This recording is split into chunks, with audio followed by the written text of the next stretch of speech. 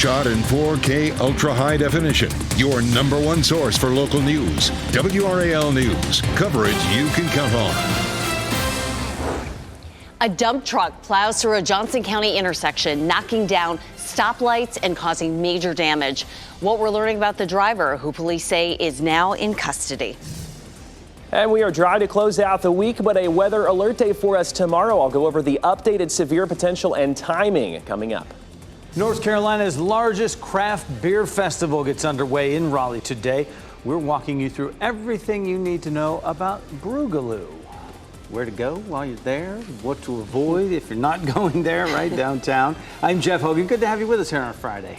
And I'm Renee Chu. Great to have you with us. We do have that weather alert day that we want to tell you about for tomorrow to get you prepared. Meteorologist Anthony Baglione in for Elizabeth today. Anthony. Guys, we've seen the Storm Prediction Center update this severe risk this morning. So this is fairly new news as far as the weather is concerned. What they've done is they've taken this level 2 risk, you see that yellow showing up on the map, and pushed it a little bit further to the west. And so this includes more of the triangle, in fact, all of the triangle and more of our viewing area. They have also added an isolated tornado potential, mainly from about the triangle up to the north and east, where that greatest potential is going to be. Let's walk through Futurecast. This is the updated model as well. There's 8 a.m. tomorrow morning. We likely will see a few light showers to start the day up until about lunchtime as well. But the severe potential really doesn't get going until we head into tomorrow afternoon. There is 10 a.m. Scattered showers, maybe a few rumbles of thunder at this point, but look how much it fills in into the afternoon.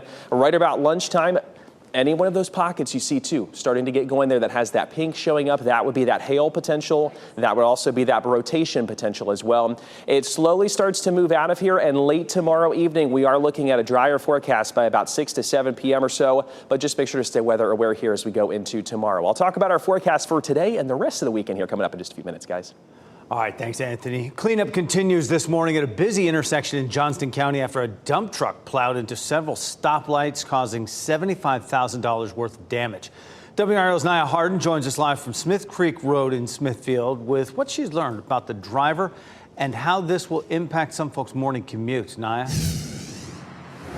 Jeff, let me first say this. This is still a big mess. Highway 70 is back open again, but you can tell that it's pretty limited. The lanes that you have open are left to one lane, so you can see drivers coming down here, and you can tell that they're having to be very careful because of all of the linemen that are here, the crews that are trying to get this all cleaned up. As we're looking at traffic lights that are right now on the ground, we see lots of broken poles.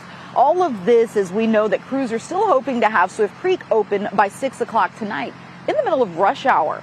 The dump truck driver accused of the hit and run is now in custody after returning to the scene. Investigators say the driver plowed into traffic poles that landed on 6 cars. The driver kept going while dragging traffic lights for more than a block. One driver says he saw what happened and that he had to react fast. I said, oh, Lord, what in the world he doing? And about that time, he went through the light there, and I was further back. And when it hit, I saw it coming towards me, and I just hit brakes. And everything fell right dead in front of my truck. And hit the truck right on top up there and hit my bumper. Now, thankfully, no one was hurt in this, but damages total up to $75,000, if not more, according to troopers. Of course, we are still waiting to get that information on what charges that driver may face. We'll continue to keep you updated. Nia Harden, WRAL News in Johnston County.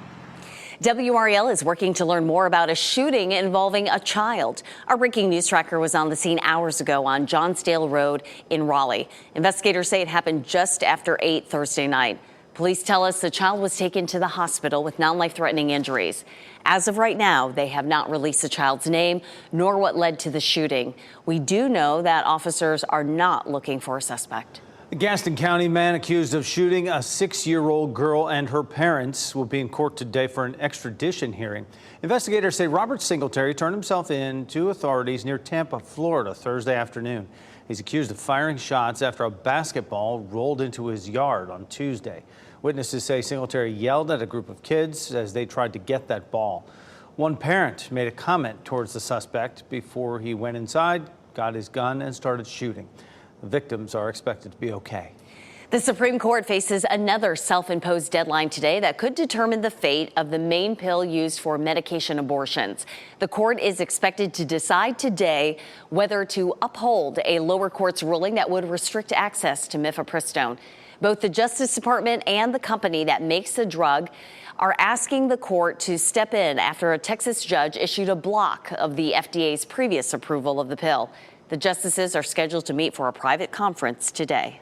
New developments out of Washington, D.C. this morning. We have learned when President Joe Biden will make his official re-election announcement. Biden's advisors say they plan to launch the campaign as early as Tuesday with a video message. April 25th marks the anniversary of Biden's 2020 campaign announcement. Only on WRAL, a Raleigh mother speaking out as her 14-year-old daughter is in the hospital recovering after being shot at McDougal Terrace. Natima Taylor believes she was set up and ambushed after being taken there by people her daughter thought were her friends. The shooting happened shortly before 2 a.m. on April 8th at McDougal Terrace, a neighborhood to which the mother says her child had never been. They asked her, what did she have? And she said, I don't have nothing, and walked up to her and shot her. One put her in the headlock, and the other one put the gun to her stomach, and the other one shot her in the hand. Since that night, the 14-year-old has been in the hospital fighting for her life. Fortunately, she's no longer on a ventilator and is expected to recover. The family has set up a GoFundMe page to help pay for hospital expenses. Police have not made any arrests. Bills that would ban students who identify as transgender from playing girls' sports are gaining steam. The state Senate approved its own version of the legislation yesterday, one day after the House passed one. The Senate bill would ban anyone assigned male on their birth certificate from competing on girls' teams. LGBTQ advocates say that the bill is legalized discrimination against transgender students who are already at an increased risk of suicide. Those in favor of the bill say polls show most people support a ban. Carolina Hurricanes look to take a commanding 3-0 lead in their opening round of the Stanley Cup playoff series with New York Islanders. Tonight, face off with them out on the island after beating them twice at home in PNC Arena. They'll be playing tonight without star forward Teuvo Teravainen, who suffered a broken hand in Game 2. Puck drop for tonight's game, 7 o'clock. North Carolina's largest craft beer festival is happening in Raleigh this weekend, and all the fun kicks off today. We're talking about Brewgaloo. WRAL's Laura Levine joins us live this morning from downtown, where thousands will have the chance to enjoy some good local beer. Laura, good morning. Good morning, Renee. Yes, the state's largest craft beer festival is finally here. It officially kicks off right here on Fayetteville Street tonight with the block party. But if you are planning to head out tomorrow, you may need one of these. Yes, a rain poncho. Despite the forecast, though, event organizers say they are expecting this year to be bigger than ever. Now, typically, tens and thousands of people pack downtown Raleigh for the festival. And this year, more than 110 North Carolina craft breweries are participating. All of the music and artists are right here from the Triangle. Jennifer Martin, the event director, says they're working with RPD and a private security company to provide event safety, and they will have a contingency plan for the weather. Saturday, we are looking at maybe potentially some showers, but good news, water and beer still go very well together. And so we will be happening rain or shine. In case of any lightning, there is a 30-minute delay. We just ask that you kind of seek some shelter for that time period, but we will resume, and we are fully scheduled to go on as planned.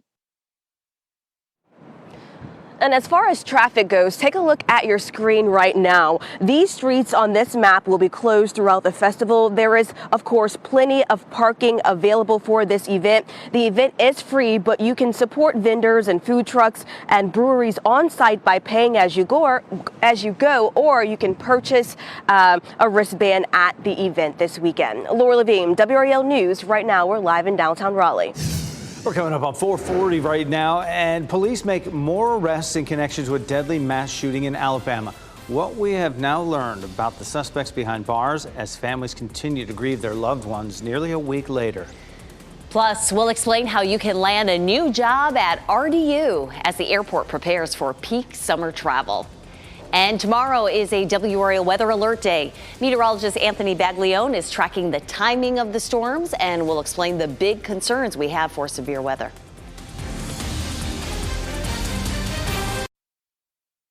From the WRAL Severe Weather Center, North Carolina's most experienced team of meteorologists. Welcome back. I'm meteorologist Anthony Baglione in for Elizabeth, who has the morning off on this Friday. Let's start off here with where we sit this morning because, of course, yesterday, definitely a warm forecast. We made it into the upper 80s. Today, more of the same, but it still is not going to come with much humidity for us out there. It is a very calm picture. We overlook our camera here in Apex. Look how nice and dry the roads are. It's going to be just a warm one out there for everyone. We are starting off at 62 in Raleigh, 54, one of our cooler spots. Good morning to in Roxborough, 58 in Clinton, 59 degrees in Goldsboro as well. Today, keep the water handy. It's going to be another one with those temperatures right about 86 this afternoon at 4 o'clock. All of that sunshine, but things start to change a little bit here as we head into tomorrow. We'll walk you through here hour by hour our weather alert day coming up here in a few minutes. Anthony, thanks. 6 people are now facing charges in the deadly mass shooting in Alabama at a Sweet 16 party. The Alabama Law Enforcement Agency confirmed a 15-year-old was arrested last night. He joins a 16-year-old, a 17-year-old, a 19-year-old, and 20-year-old who are facing reckless murder charges. 4 people died and 32 others were hurt in that mass shooting Saturday night.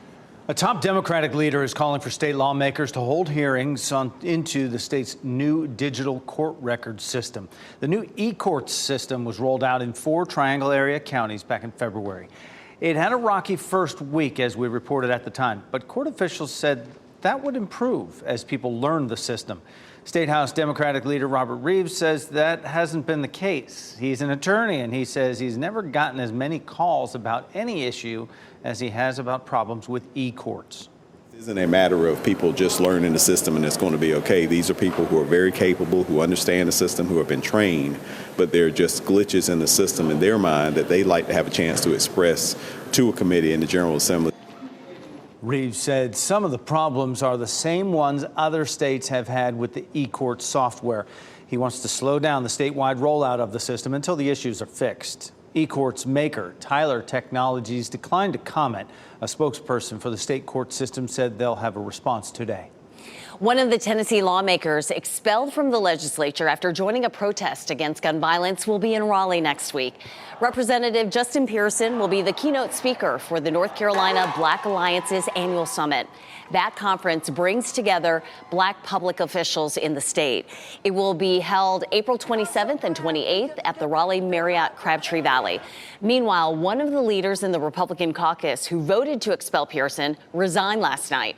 It comes after a local reporter uncovered an ethics inquiry into GOP Representative Scotty Campbell, who faced allegations of sexual misconduct. Mark your calendars. The Transportation Security Administration is hosting a recruiting event for full-time and part-time positions at RDU. The event takes place next Tuesday and Wednesday at the Doubletree by Hilton Raleigh-Durham Airport at RTP. From 9 a.m. until 3, the current starting hourly rate for positions is $18.38. Candidates are required to have 2 valid forms of state or federal identification. Raleigh is celebrating Earth Day today. As you look live right now, Dix Park and downtown Raleigh there, where an event to help and celebrate the environment will be happening tonight. The city is hosting the free community event 5 to 10 p.m. tonight at the park. It'll feature Earth-conscious vendors and organizations. There'll also be live music, games, and other activities. The city will give out its environmental awards during the event. And the movie WRAL will be shown starting at 8:15. Several events in our area planned for this weekend are now rescheduled because of the threat of storms. In Raleigh, the American Cancer Society Relay for Life is postponed. It was supposed to be tomorrow night at Halifax Mall. WRAL's Brian Schrader is the event MC, and the new date for the Relay for Life is May 20th. But certainly the severe storms will put a dent in a lot of weekend plans. Meteorologist Anthony Baglione walks us through the timing of this WRAL weather alert day for tomorrow. Yeah, so this is definitely going to be an important concern here for us as we go throughout our Saturday afternoon. This is the updated severe storm potential from the Storm Prediction Center. And so they look at all the ingredients that are in the atmosphere. And what they're saying is here that level 2 risk, that yellow shaded color contour, has been pushed a little bit further to the west tomorrow afternoon. This does include Raleigh. It includes includes Durham. It includes most of the triangle, or all of the triangle at this point, and then it does drop off as you head back to the west. What that's saying is damaging winds, an isolated tornado, and potentially even some large hail is what they're outlining. Going to be a primary concern for us tomorrow. This is where we're looking at the best tornado chance tomorrow afternoon, and even at that, it is a very low-end chance, but anytime there is that potential, I want to make you aware of that so you can prepare. This is mainly north and east of Raleigh and Durham. For our northeastern counties would be the best chances here for some of those rotating cells as well. Let's talk about the timing. So we start off tomorrow morning with a few isolated showers, maybe a few rumbles of thunder as well, but for the most part, the severe potential doesn't get going until the afternoon. We bump this ahead to about lunchtime. There's some pockets here where some of this could be some pretty heavy rainfall, maybe some strong wind gusts as that pushes through. The main line itself should start to cross during the afternoon. You notice how that starts to kind of form a little bit of a line. It's still a bit discreet in some spots, but that's where we'll be watching for that severe potential. Late tomorrow afternoon and evening, this all starts to push out of here by about 7 to 8 p.m. We are looking good to go, and it should be a much drier forecast here and completely dry as we head into our Sunday. Let's talk about where we sit right now. There's a live look in Chapel Hill. It is a calm start this morning. Very, very mild. 62 in Raleigh, 62 in Durham. We're at 61 as well. Good morning to you in Fayetteville. Heading for highs today once again at about 86 degrees this afternoon. So that begs the question here, as the forecast looking for the Tar Heel 10 miler tomorrow morning. We are still looking at a pretty good forecast to start off with. A couple isolated showers still possible, but by the time we head later on in this event, the severe potential will still be minimal. So that's good news. We, of course, will be tracking that forecast here very closely as we head into tomorrow. Here's where we're headed the next couple of days. We're at 86 for us today, 74 that weather alert day as we head into tomorrow. Definitely some cooler temperatures, mid to upper 60s as we head into next week. So certainly going to be a big time change. Don't forget here with this severe potential tomorrow, if you do not already have the WRAL weather app, it's a very good time to download it. You can take it on the go, take it out with you this weekend. You can get any updates about any warnings, watches in your area. It's a really helpful tool. So just make sure to go ahead and download that here as we head into tomorrow, guys. And Jeff's happy about that Tar Heel 10 miler.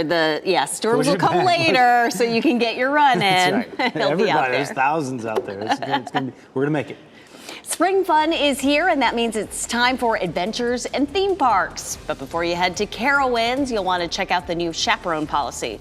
We'll explain how this might affect your child the next time they're at the park.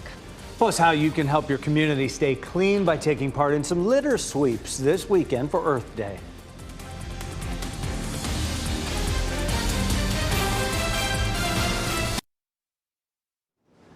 Carowinds has a new chaperone policy for children starting this weekend. Anyone 15 and younger must have a chaperone who's at least 21. The policy applies from 4 p.m. until the park closes. The chaperone must show ID at the entrance and must be available by phone throughout their stay.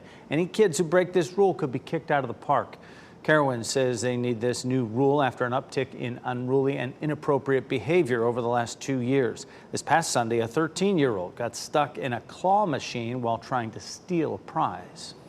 From inflation to unemployment, the worries about being laid up by an illness, having an emergency fund can help smooth out life's financial bumps. 5 on your side's Keely Arthur explains how. Saving up and then building an emergency fund might seem really daunting right now, but it really isn't as hard as you think, and it's so important. Even if you have a steady paycheck, pay your bills on time and have a little left over to save.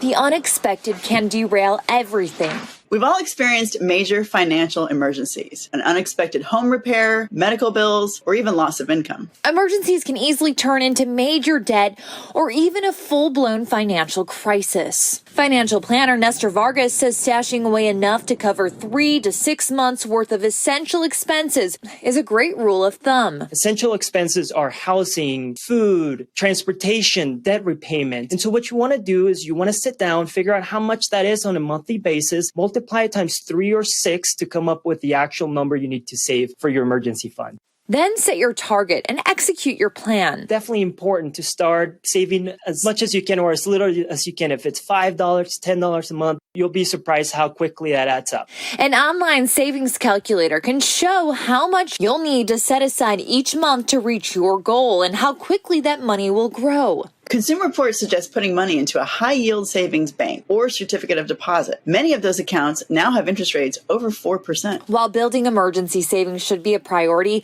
make sure paying down high-interest debt is a priority too. If you have low-interest debt, find a balance between paying that down and putting the rest toward your emergency fund. Keely Arthur, 5 on your side. And make saving easier by sending automatic deposits or transfers from your checking account to your emergency fund. It will keep your contributions on track and secure them until you need them. As we spring clean our homes, it is important that we work to keep our communities clean as well. That's why the city of Dunn is hosting a litter sweep tomorrow. It kicks off 8:30 a.m. at City Hall, and volunteers will be given gloves, trash bags, and safety vests. The city is hosting the community cleanup with the county's Keep Harnett Beautiful campaign and the NCDOT litter sweep. Friends of Johnson County Parks is also working to keep its community clean. In honor of Earth Day tomorrow, there will be a county-wide litter cleanup effort. It starts at 9 and will run until noon. Cleanup locations include Archer Lodge, Clayton, Cleveland Community, Selma, and even Bentonville Battlefield. A dump truck plows into several stoplights, causing traffic problems for drivers in Johnson County. We're live on the scene with a look at how this may affect your morning commute. And at 4:57 right now, we take a live look outside downtown Raleigh here as you watch WRAL News. Things pretty quiet right now. We do have a WRAL weather alert day for tomorrow. Meteorologist Anthony Baglione is tracking new developments this morning. And a Gaston County man is behind bars this morning, accused of shooting a 6-year-old and her parents over a basketball that rolled into his yard. What we're learning about his arrest and what's expected to happen today.